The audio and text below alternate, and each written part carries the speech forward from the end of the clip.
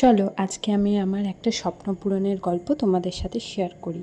এই স্বপ্নটা বেশ অনেক বছর ধরে আমি দেখেছি যে আমি এরকম একটা জিনিস নেব। তো মেয়ের সাথে দুষ্টুমি করতে করতে কোথায় রেডি যাচ্ছি? হচ্ছিলাম। কোথায় যাচ্ছি?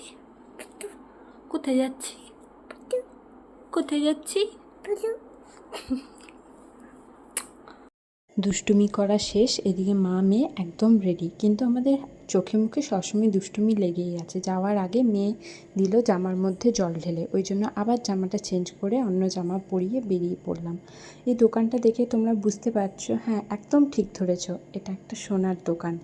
গোল্ড জুয়েলারি বা সিলভার জুয়েলারি এটা পাওয়া যায়। এই যে আমার স্বপ্ন পূরণ আমার হাতে।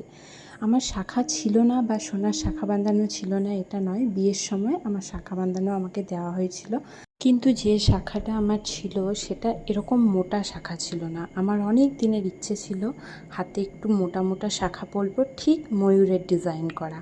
তো এই স্বপ্ন পূরণটা করতে আমার বেশ বিয়ের পর অনেক বছর সময় লেগে গেল। আমার পুরনো শাখাগুলো দিয়ে নতুন করে আবার ভালো করে আমি মোটা করে একটা শাখা বানালাম। কেমন লাগলো সেটা অবশ্যই আমার ভিডিওতে কমেন্টে জানিও।